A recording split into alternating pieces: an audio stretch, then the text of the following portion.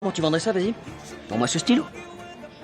Je peux finir, j'ai rien avalé aujourd'hui. Bon, John, Connaissez-vous le seul moyen de pouvoir toujours gagner un deal? Si vous voulez qu'un client puisse vous faire confiance pour acheter vos produits et vos services, c'est à vous, les vendeurs, de savoir si vous pouvez justement faire confiance à vos acheteurs pour qu'ils puissent acheter vos produits et vos services. Voilà le seul moyen de pouvoir toujours gagner vos deals et non pas le fait que vos clients ou vos prospects puissent toujours avoir confiance en vous. Dans cette vidéo, je vais vous expliquer pourquoi cette fameuse scène de la vente du stylo est vraiment tout sauf de la vente. Cette scène, vous la connaissez sûrement. Et pour pouvoir réussir à vendre ce stylo, que fait le vendeur? Il demande à son acheteur, il lui demande d'écrire son nom sur une putain de serviette. C'est à ce moment-là que pour pouvoir écrire son nom sur une serviette,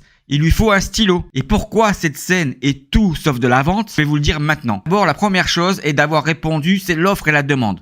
L'offre et la demande, ce n'est pas la vente. L'offre et la demande, c'est votre marché. La deuxième erreur de cette scène est d'affirmer qu'il faut créer le besoin. En demandant d'écrire sur une putain de feuille son nom, il révèle un besoin. Il ne crée pas un besoin. Et la différence entre la révélation et la création d'un besoin, cela va avoir pour finalité de générer du harcèlement commercial. Parce que dans la scène, vous voyez bien que le besoin, c'est-à-dire que pour pouvoir écrire son nom sur une putain de feuille de papier, il faut bien un stylo. Et le stylo est la réponse à une attente fonctionnelle pour pouvoir justement écrire sur cette putain de feuille. Mais pourquoi cette scène-là est tout sauf de la vente? Tout simplement parce que dans cette scène, à aucun moment, il y a eu l'échange d'un produit contre de l'argent.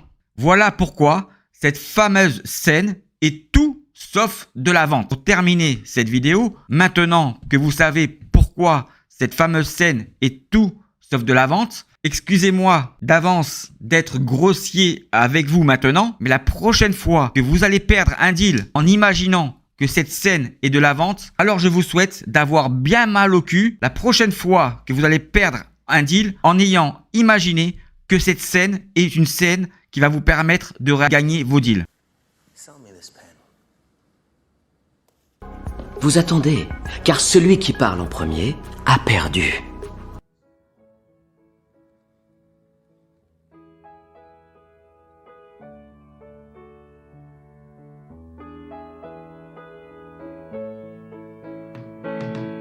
Êtes-vous prêt maintenant à faire une expérience unique qui va consister à mettre en exergue tout ce que je vous raconte sur l'obtention de la confiance dans les 3 phases d'un cycle de vente pour pouvoir réussir à vendre à travers justement les 4 éléments les plus importants pour un acheteur avec la mise en parallèle de la fameuse scène du film du Loup de Wall Street sur la vente. Est-ce que vous êtes prêts pour vivre avec moi cette expérience-là?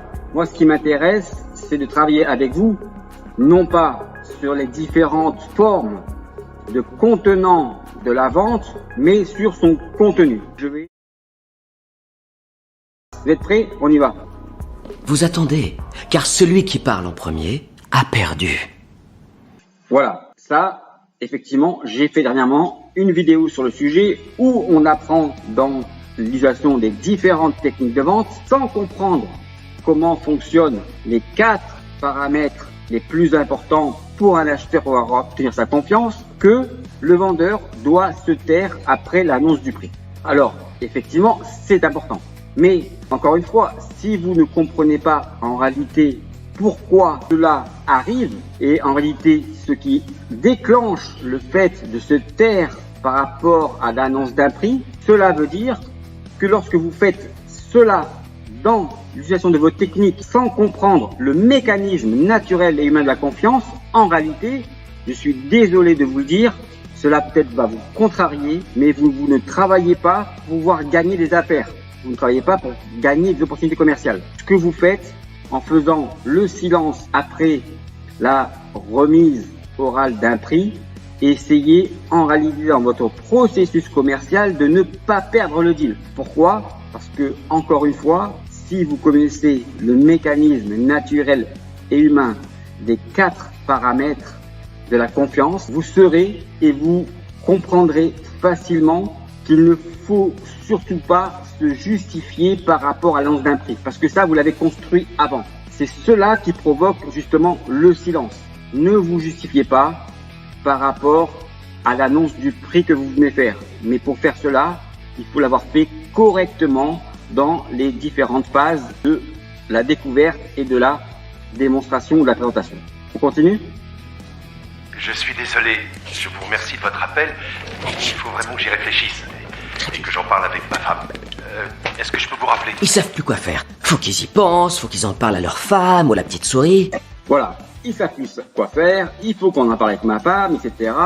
Donc ça, c'est certainement l'élément le moins bien connu et le moins bien traité par les commerciaux. Et cet élément est l'élément du risque pour pouvoir gagner une opportunité commerciale. Et ça, j'ai pu le vérifier à travers plus de 2000 tests que j'ai réalisés en ligne, à travers des conférences que j'ai réalisées sur le sujet, des formations auprès des commerciaux, et même le meilleur conférencier de motivation commerciale, lorsqu'il est venu, lorsque j'étais à Paris, assister à une de mes conférences que j'ai réalisées pour le DCF, il s'est trompé dans les 4 paramètres de la confiance entre l'élément du prix et du risque. Vous voyez bien, encore une fois, que c'est bien l'élément, le risque, qui est le moins bien connu et le moins bien traité dans les 3 phases d'un cycle de vente pour pouvoir obtenir la confiance d'un client. C'est cet élément qui est très important lorsque vous allez construire votre processus commercial pour obtenir la confiance.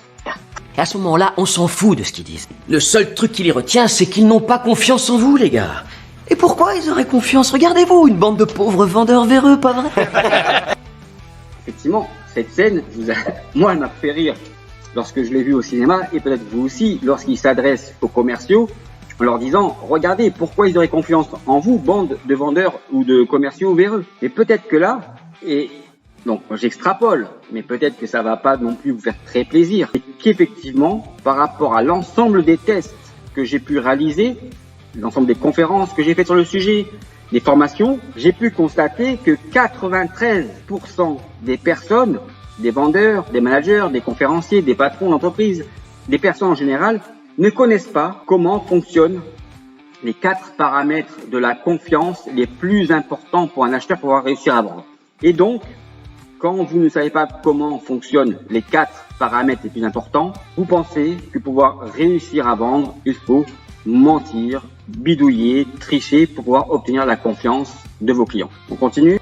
Alors, vous dites quoi ? Mais si j'avais voulu vous faire prendre de l'Union Carbide à $7 et qu'elle monte à 32, Du Texas Instruments à $11 et qu'il monte à $47. De l'US Steel à $16 et qu'il monte à 41. Vous me diriez tout de suite, Chester, prenez-moi quelques milliers d'actions Disney, là maintenant, et que ça saute mon garçon. C'est pas ça que vous diriez, Kevin, franchement. Si, je ne sais pas, vous m'avez... Cette scène est très importante. Parce que là, effectivement, vous voyez, et quand je vous dis qu'il faut bien qualifier pour bien comprendre le besoin pour s'assurer qu'il existe une vraie opportunité commerciale, c'est ce qu'il est en train de faire ici, c'est-à-dire la révélation du besoin. Et la révélation du besoin est de comprendre non pas les attentes fonctionnelles ou techniques du produit que vous cherchez à vendre, parce que là, effectivement, il a raison, on s'en fiche. Ce qui est important, c'est de comprendre en réalité l'écart qu'il y a entre le moment présent et le futur. Et c'est cet écart-là qui va générer la vraie opportunité ou une vraie opportunité commerciale pour pouvoir réussir à vendre. Il ne faut pas confondre la compréhension et la révélation des besoins et les attentes. Ce sont 2 choses différentes. S'il y a un écart de situation entre le moment présent et le futur, c'est-à-dire si les actions montent, effectivement, il y a une vraie opportunité commerciale pour pouvoir réussir à vendre le produit en question.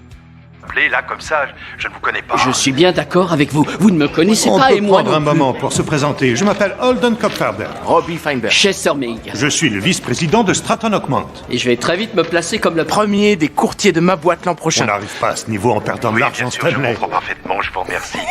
Vous avez l'air d'être quelqu'un de très sincère. Donc, dans cette scène, effectivement, plusieurs choses. La première chose, vous ne connaissez pas, donc il essaie de le rassurer à travers une certaine forme de normalité en réalité qui crée l'empathie et la sympathie. Et ce qui est assez fort là-dedans, c'est qu'il ne cherche pas à vendre le produit ou le service, il explique l'objectif que le vendeur cherche en le contactant, c'est-à-dire de devenir le meilleur, le numéro 1 dans sa boîte. Et donc, si je suis le meilleur numéro 1, vous pouvez me faire confiance. C'est ça en fait qu'il est en train d'expliquer. Donc en fait, il explique la motivation de l'appel pour pouvoir générer une écoute importante afin de dérouler tout son argumentaire pour pouvoir vendre un produit ou un service. Et la preuve, sur le lecteur, dire vous avez l'air d'être quelqu'un de très sincère. Oui, il n'y a pas de raison de ne pas croire à ce que la personne vous raconte et donc de ne pas être sincère avec elle. Ça ne nous rendra pas riches et ça ne nous rendra pas pauvres, mais ce genre de transaction va nous servir à... Prendre nos marques pour de futures opérations, Kevin. Vous êtes plus à l'aise maintenant, Scott. De cette façon, vous serez sûr que vous avez enfin trouvé un courtier à Wall Street en qui avoir confiance. Alors, plusieurs choses dans ce passage, et la première chose qu'on peut voir dans la conclusion, en réalité, c'est effectivement la preuve que c'est une arnaque. Pourquoi c'est une arnaque?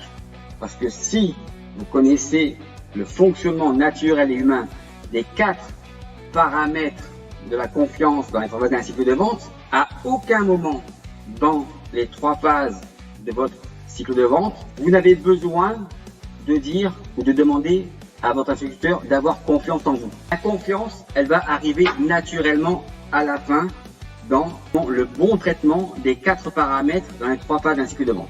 C'est ça qui est important à comprendre ici. Et qui vous fera gagner de l'argent de toutes les manières. Ça vous semble juste? Oui. Je dois vous avouer que je suis impressionné. Je sais pas... Donc, effectivement, dans ça vous semble juste, l'objectif est d'obtenir le oui de contrôle qui permet d'avancer dans le cycle de vente d'une manière positive. Donc là, il a mis en place un processus, ou en tous les cas un cheminement qui va permettre au vendeur de contrôler si la personne ou l'acheteur peut lui faire confiance à travers le oui. Qu'est-ce que vous en pensez de... Kevin, vous me suivez sur ce coup. Une belle capitalisation genre Kodak. Et vous pouvez me croire, Kevin. Vous voyez, là, d'ailleurs il y avait l'exemple de Disney, là on prend l'exemple de Kodak. C'est une belle valorisation type Kodak. En fait, on peut retrouver cela dans beaucoup de ce que font des conférenciers lors de conférences sur la vente, sur le marketing, etc. En faisant référence à quelque chose de connu dans une entreprise qui fonctionne très bien. Donc là, la variation Kodak ou Disney, c'est en fait un imaginaire de ce que les autres entreprises font très bien et ce que vous devriez arriver à faire, même si vous n'avez pas les mêmes moyens financiers, les mêmes objectifs qu'elles. Donc, ils essaient de vous démontrer tout simplement que regardez, comme Kodak, comme Disney, c'est facile, on fera la même chose.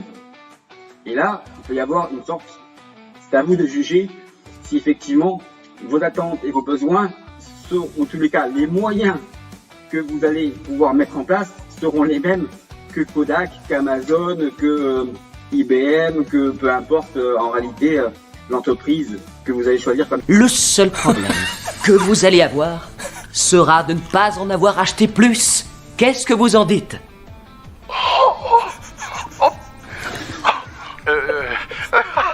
Exemple. Là encore, vous voyez, il est toujours dans la révélation du besoin lorsqu'il affirme que le seul regret que l'acheteur va pouvoir avoir, c'est de ne pas en avoir acheté davantage. Donc, il ne vend pas. Il propose à son interlocuteur d'en acheter et d'en acheter davantage sans avoir de regret de pouvoir le faire. Donc ça, c'est dans une démarche où je vends pas. C'est l'acheteur qui va dire ce qu'il faut faire pour pouvoir concrétiser le deal. Ma femme risque de demander le divorce, mais bon allez, je vais... Oui. Ma femme risque de demander le divorce. C'est encore une preuve que là, on traite le risque. Et si le risque passe, ça veut dire que le deal peut être réalisé. Excellente décision. Alors, combien vous en voulez pour cette fois? Combien vous en voulez? il pose la question, il ne vend pas. Pourquoi il pose cette question-là? Parce que je pense que dans la phase de découverte, qu'on ne voit pas dans cette scène-là, il a peut-être qualifié que l'acheteur avait un potentiel et un pouvoir d'achat suffisant pour pouvoir justement acheter un volume d'actions dans lequel il n'y aura pas de problème. C'est-à-dire que c'est une suite logique et en fait ça va être que la confirmation dans le closing de ce qu'il aura pu découvrir dans la phase de découverte, justement, l'adéquation entre les attentes et justement le closing, c'est-à-dire que le pouvoir d'achat, pouvoir contractualiser la vente. Allez, disons 5 000. Oui, 5 000 pour mettre le pied à l'étrier. Pourquoi pas 8000, Kevin? On y va pour 10 000. 10. Ça vous va? Excellent.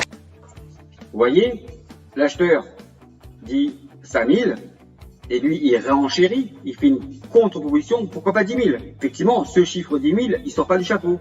Je pense qu'il a, dans la phase de découverte, identifié le budget que pouvait investir son prospect pour pouvoir lui vendre tranquillement et sans aucune contrainte un volume d'affaires qui correspond à son enveloppe budgétaire. Kevin, je bloque cette transaction et je vous rappelle dans quelques minutes pour vous donner la confirmation, d'accord? Et bienvenue chez Stratton Merci à Oakmont. vous. Je vais boire une bière. C'est cool. Bonne journée, Kevin. Oui, merci Jordan. Bonne journée. Alors maintenant, vous voyez dans cette conclusion, c'est exactement tout ce que je vous raconte sur l'obtention de la confiance lorsque je vous dis que justement, lorsque vous construisez correctement à travers les 4 paramètres les plus importants pour pouvoir obtenir la confiance, que le seul moyen de remercier correctement un client, c'est de le remercier pour la confiance qu'il vous accorde. Et là, vous voyez bien que dans la scène, il ne dit pas « merci pour votre confiance ». Pourquoi? Parce qu'il sait que c'est une arnaque. Quel abruti celui-là. Et quand j'entends des conférenciers, des formateurs sur la vente qui vont vous expliquer peut-être qu'il ne faut pas dire à la fin « merci pour la confiance que vous m'accordez », parce que c'est justement si vous arrivez à la vente, c'est parce que votre acheteur vous accorde la confiance. Et qu'ils vous disent qu'il ne faut pas dire cela, je pense que ces personnes-là ne connaissent pas le mécanisme, encore une fois, naturel et humain de la confiance pour avoir gagné un deal. Et c'est très important ça, c'est très important. Parce que effectivement, dire à la fin merci pour votre confiance est le meilleur moyen de remercier le plus simplement et avec le plus de respect possible votre interlocuteur pour la confiance qu'il vous accorde. En tous les cas, j'espère que cette vidéo vous aura plu. Sur effectivement le fonctionnement de la confiance est juste et il fonctionne du début jusqu'à la fin, d'accord, de cette séance, de cette scène qui est effectivement une arnaque commerciale, mais le mécanisme qui permet d'obtenir la confiance, lui, fonctionne bien. Voilà ce qu'on va faire. En premier, Le risque que vous allez devoir prendre en me faisant confiance pour tout savoir et tout comprendre du mécanisme logique, naturel et humain de la confiance pour pouvoir gagner vos... Personne sait à l'avance si les actions vont monter ou descendre, aller de côté ou tourner en rond. Tu sais ce que c'est que...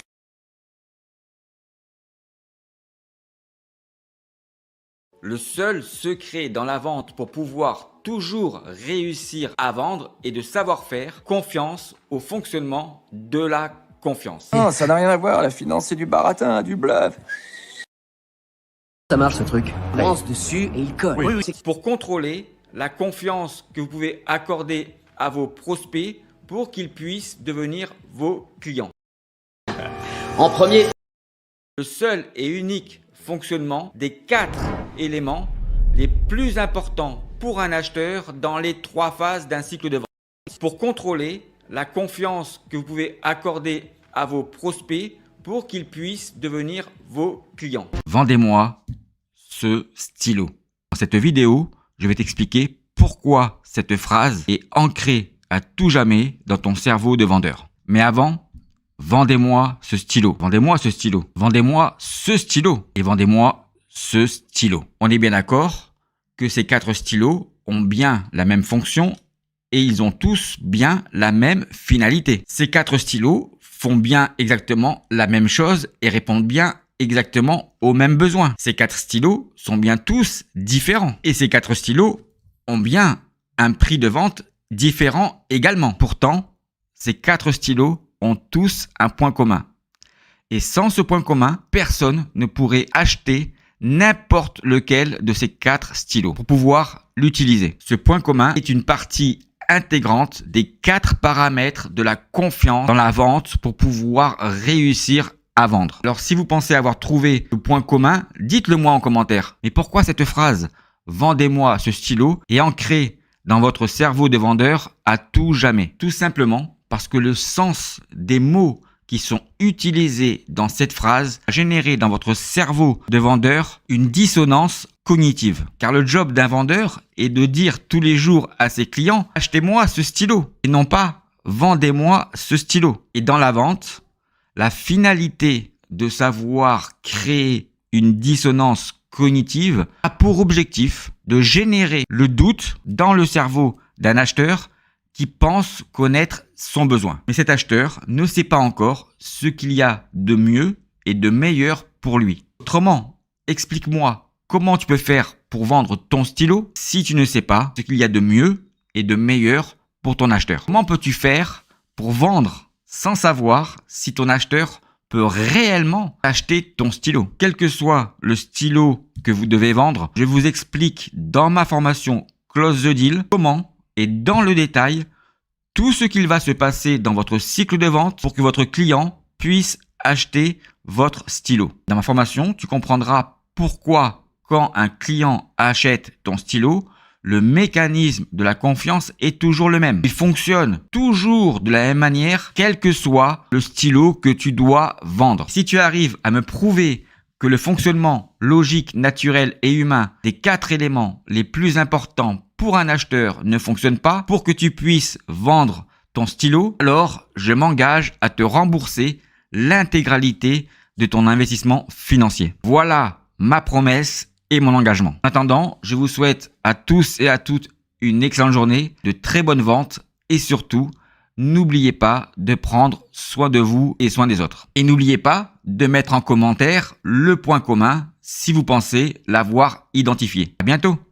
Un vendeur qui connaît et qui sait utiliser correctement le bon fonctionnement des 4 éléments les plus importants pour un acheteur dans chacune des 3 phases et sur la durée totale d'un cycle de vente n'a pas le besoin et n'a aucune raison de pouvoir mentir, tricher et manipuler pour pouvoir obtenir la confiance de ses clients pour pouvoir gagner ses opportunités commerciales de vente et ses deals. Et pourquoi il n'a pas besoin de pouvoir mentir et n'a aucune raison de pouvoir manipuler et tricher pour pouvoir gagner ses opportunités commerciales de vente? Tout simplement parce que le fonctionnement des 4 éléments les plus importants pour un acheteur dans la durée totale d'un cycle de vente n'est que le bon fonctionnement de la vraie confiance dans la vente. Qu'est-ce que la vente? Écoutez, je ne vais pas perdre mon temps avec vous. Il ne peut pas vous recevoir, point final. Je regrette. On rend service aux clients, à l'entreprise. La majorité des commerciaux et des vendeurs ignorent qu'il existe une seule et unique phrase magique dans la vente. Pourquoi ils ignorent que cette phrase magique dans la vente existe bien? Parce que cette phrase magique, pour faire acheter et pour vendre, n'est pas faite pour eux. C'est pouvoir vendre un produit, qu'il soit bon ou mauvais. T'en mettre une, tu vas voir, ça va être le produit. Phrase magique dans la vente, pour faire acheter ou vendre, n'existe pas pour les commerciaux et les vendeurs. Elle n'existe que pour les acheteurs et les clients. Cette phrase magique dans la vente pour faire acheter et vendre existe bien, mais elle n'existe que pour les acheteurs et les clients. C'est Néron. Vous connaissez Néron? Tu vis, tu crèves. C'est ça le métier que vous avez choisi. Cette phrase magique dans la vente, cette phrase quand un client vous dit que votre produit, votre service ou votre solution l'intéresse. Voilà la seule et unique phrase magique dans la vente. Valeur ajoutée de la phrase magique dans la vente pour pouvoir gagner une opportunité commerciale quand vous comprenez le fonctionnement logique, naturel et humain des 4 éléments du fonctionnement de la vraie confiance de la vente et de comprendre qu'il n'existe qu'une seule phrase magique de la vente et que cette phrase magique doit être dite non pas par le vendeur mais par l'acheteur. C'est l'acheteur qui dit cette phrase magique et le vendeur peut faire en sorte que cette phrase magique puisse être dite par l'acheteur dans son cycle de vente. Donc, il n'existe pas plusieurs phrases magiques de la vente. Il n'en existe qu'une seule. Et cette phrase magique est lorsqu'un prospect vous dit que votre solution l'intéresse. Votre solution l'intéresse. À partir de ce moment-là, vous n'avez plus qu'à suivre l'évolution des 4 éléments les plus importants du fonctionnement de la vraie confiance dans la vente pour pouvoir gagner votre opportunité commerciale de vente. Vraie confiance dans la vente pour un commercial ou un vendeur est de savoir contrôler la vraie capacité dans les 3 phases d'un cycle de vente du niveau des 4 éléments les plus importants pour un acheteur, depuis la prospection jusqu'au closing, pour contrôler en permanence l'ensemble de la durée d'un cycle de vente, la vraie confiance qu'un acheteur, qu'un client peut vraiment avoir, peut vraiment vous accorder pour pouvoir vraiment acheter votre produit, votre service ou votre solution. La vraie confiance dans la vente, c'est de pouvoir mesurer la capacité de la vraie confiance des 4 éléments les plus importants pour un acheteur, pour qu'un client puisse vraiment acheter vos produits, vos services ou vos solutions. À bientôt. Savoir poser les bonnes questions à un client et de savoir si les réponses de votre acheteur sont bien en relation avec les niveaux d'importance des 4 et les doivent avoir pour lui dans les 3 phases d'un cycle de vente et dans l'ensemble de la durée d'un cycle de vente pour que vous puissiez contrôler avec vos questions si vous pouvez lui faire confiance pour qu'il puisse acheter votre produit, votre service ou votre solution. Les bonnes questions pour un commercial ou un vendeur est de savoir si les réponses sont bien toutes en relation avec les 4 éléments du fonctionnement de la vraie confiance dans la vente, dans les 3 phases et l'ensemble de la durée d'un cycle de vente. Et n'oubliez pas qu'il n'existe pas de questions magiques pour un commercial et pour un vendeur pour gagner une opportunité commerciale de vente. Ce qui est magique dans la vente, est bien la seule réponse et la seule phrase que doit dire un acheteur pour être transformé en client.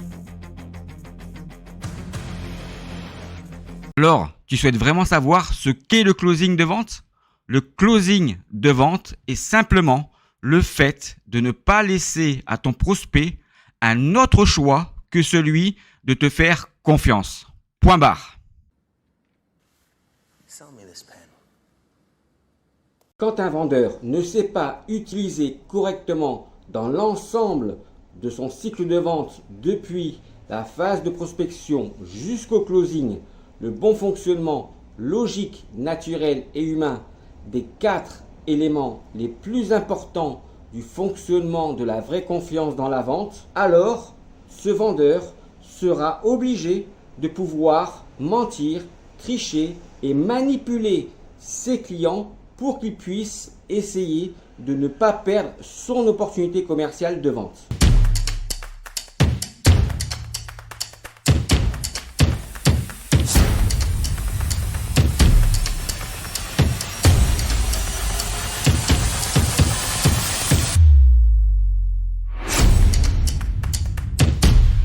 Phrase magique est lorsqu'un prospect vous dit que votre solution l'intéresse. C'est aussi la raison que lorsqu'un vendeur connaît comment fonctionne le mécanisme du processus logique, naturel et humain des 4 paramètres les plus importants du bon fonctionnement de la vraie confiance, un vendeur n'a pas d'autre choix que de pouvoir dire à son client « Merci pour votre confiance » lorsqu'il gagne une opportunité commerciale en utilisant le bon fonctionnement de la vraie confiance dans la vente. Il n'existe qu'une seule phrase magique de la vente et c'est toujours au client de pouvoir la dire et non pas au vendeur.